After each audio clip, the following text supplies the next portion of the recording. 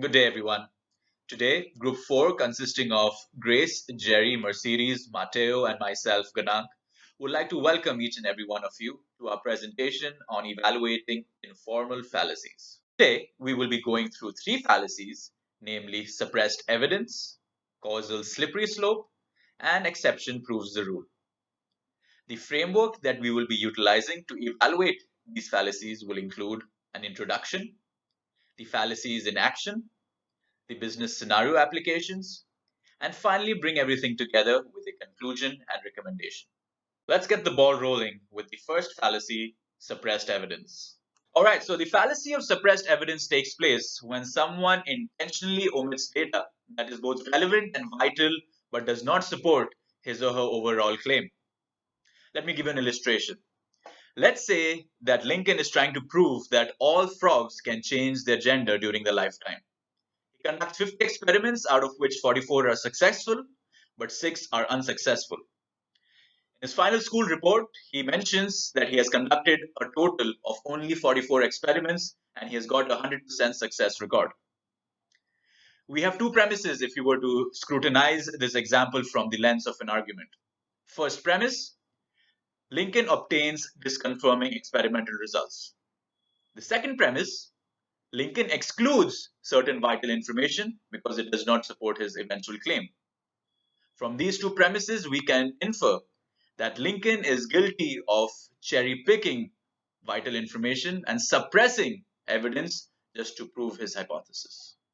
This fallacy was seen in action back in 2010 when Volkswagen had marketed their vehicles as a fuel efficient and emissions friendly car. Little did the passengers know that this claim was because of a test that was done in a controlled lab environment.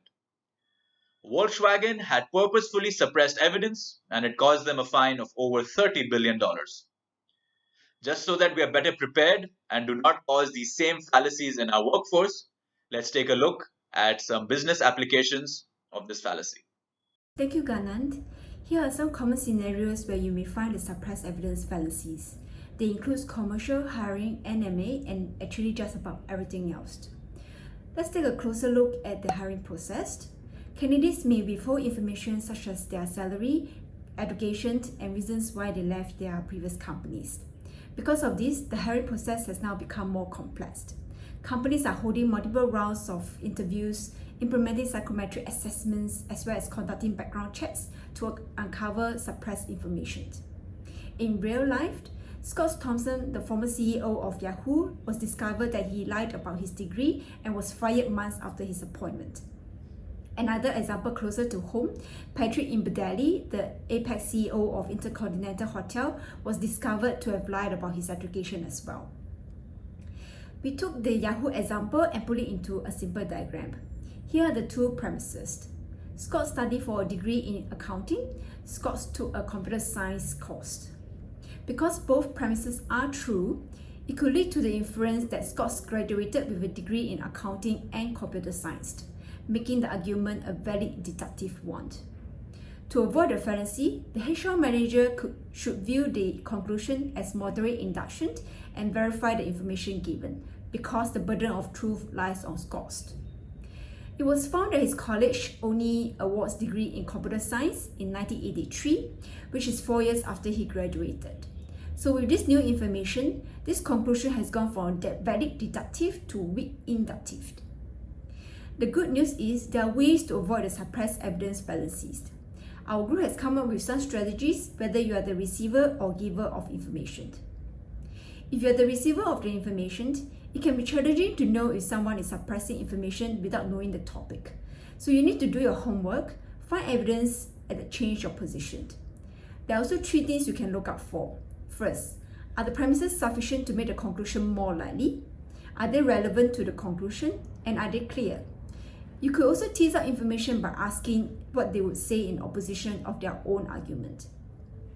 As the information giver, we may suppress information unknowingly.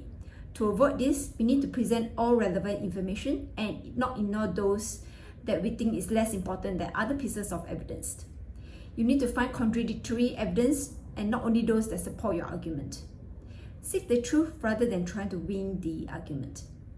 To recap, we have discussed what the suppressed evidence fallacy is, share with you some common scenarios and real-life examples, as well as strategies to help you avoid the fallacies. With this, I'll hand the mic over to Jerry. Thank you. Now, let us look at what is called a slippery slope. It is when an unrelated initial action is presumed to lead to a series of events which will eventually result in an absurd outcome, and the connection between each of these events is unpleasant and improbable. In addition, there must be at least two events for a causal slippery slope to occur. Let me give you an illustration. Initially, Lincoln wanted to have a cookie before bed, but his mom commented on his initial attempt to having 10 cookies tomorrow, which would then lead to him gaining back 15 pounds and eventually unable to find a girlfriend. In this illustration, we can see that Lincoln's mind exaggerating the inferences and connects each of these subsequent events without any basis. Hence, such argument by Lincoln's mom clearly demonstrates the fallacy of causal slippery slope. Now we will show you a short commercial demonstrating the fallacy of causal slippery slope. You get frustrated. When you get frustrated, your daughter imitates. When your daughter imitates, she gets thrown out of school. When she gets thrown out of school, she meets undesirables. When she meets undesirables, she ties the knot with undesirables. And when she ties the knot with undesirables, you get a grandson with a dog collar. Don't have a grandson with a dog collar. We now pass the time to Matteo to bring you further on how such fallacy could occur in a business setting. Causal slippery slope is a pretty common fallacy that applies in almost every business setting and daily situation. For our example, however, we will focus on a team leadership scenario. Before illustrating our example, if we analyze the basic structure, we can see how the fallacy consists in assuming that a minor event can trigger an escalation of uncontrolled consequences. Concession at work.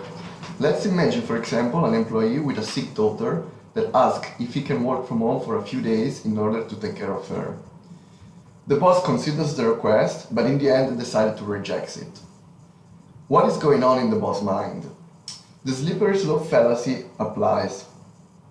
As illustrated on the right side of the slide, the boss thinks that giving the concession will set a precedent that will result in his authority diminished, with all the potential negative dramatic consequences that might follow. Hence, in order to prevent this to happen, reject the request in the first place. The implications of the boss' decisions are multiple. From his perspective, as we just said, he's worried to see his authority diluted. If I allowed it once, then before you know, everyone will be demanding the same. At the same time, the employee who got the request rejected is of course unhappy and frustrated. But not only him, his teammates too, because they realize that the same will happen to them in similar situations. Lastly, the refusal might affect the overall relationship, given the lack of trust shown by the boss. In conclusion, everyone will end up being worse off. In the arguments that leads to boss decision, if we assume fallaciously that the premises are true, the conclusion is supported by a moderate induction inference. However, the premises can be easily attacked. Consequently, the inference becomes weak, resulting in an uncogent inductive argument. Moving on to measures, these are some suggested approaches that can be used to respond to slippery slope. The information receiver can point out that the events that allegedly connects the different pieces in order to illustrate the issues with the proposed slope, or point out the distance between the start and the end point to show the low likelihood of the chain events to happen. Another approach is to highlight that there are ways to stop the transition between the start and the end point, while the last point is basically asking for concrete evidence to support the slope. From the information giver perspective, the idea is to maintain a rational and realistic approach and look for measures that can prevent the assumed escalation. In the example just illustrated, this can translate in the boss appealing to leadership principles of empowerment and collaboration and build up on relationship rather than rules. As previously mentioned, the slippery slope fallacy is pretty common and can be found in many contexts. Let's think, for example, to political campaign or education, when parents exaggerate consequences to prevent their children to behave in a certain way. And now we will illustrate our third and last fallacy. We have now come to our last fallacy. Exception proves the rule. Two explanations to this fallacy. The first is that there is a clear exception in a given situation when an underlying rule is said to exist in all other situations. The second explanation is to test the rule where if an exception existed, then the rule shall exist in the first place. Let me give you an illustration. Lincoln wants to buy cookies at his neighborhood store, but the sign on the store reflected that it is closed on Sunday. So, Lincoln comes back to this store every other day to check if it is open, and it is indeed the case. In this illustration, we can see that the store being closed on a Sunday is the first premise, and it is open any other day forms the second premise. This allows us to derive at a valid deduction that the store is closed on Sunday is an exception to the rule that it is open any other day. Next, Grace will illustrate how this fallacy could occur in a business setting. Thank you, Jerry, for the introduction on exception proves the rule. Now, we can find this maxim in common scenarios like experimental survey results, trade deals, terms and conditions, and contracts, as well as in company policies and procedures. To show you how this maxim comes together, I'll choose a scenario of trade deal. The Trans-Pacific Partnership is a trade deal amongst 12 countries. And this trade deal was set to become the world's largest free trade deal, covering 40% of the global economy. Now, in this business setting, governments were seeking freer trade for tobacco, and the implication for freer trade of tobacco were high due to control measures for public health and from development organizations. Therefore, the measures that were taken were that governments preserved space for existing legal commitments but included exceptions to balance the act. Now, besides the fact that the TPP has more than 2,700 pages, it is the longest, most complex, and exception-filled trade agreement that has ever been negotiated. What does exception proves the rule mean? Looking into a more general setting, let's say parking is free on Saturday and Sunday. Now, the exception here is parking is free on weekends, inferencing the rule that says that parking will be charged from Monday to Friday. You see why it becomes a fallacy? People use exceptions fallaciously to show that a rule does not exist, but be careful when using it. This maxim comes from the legal history and means that the presence of an exception proves or tests that a rule does exist. Do you see why exception proves the rule become a fallacy? Well, we call it cliche thinking. The last example might be more familiar to you. Let's say most company directors are middle-aged men, but this 20-year-old woman is an exception that proves the rule. Now, why it becomes fallacious? Exceptions were not intended to use for inductive or deductive reasoning. We have been using it wrongly by thinking that if you have a rule and if there is an exception, that the rule is wrong. Unfortunately, we created this misunderstanding, and many people have benefited from it to win arguments against people who do not understand this.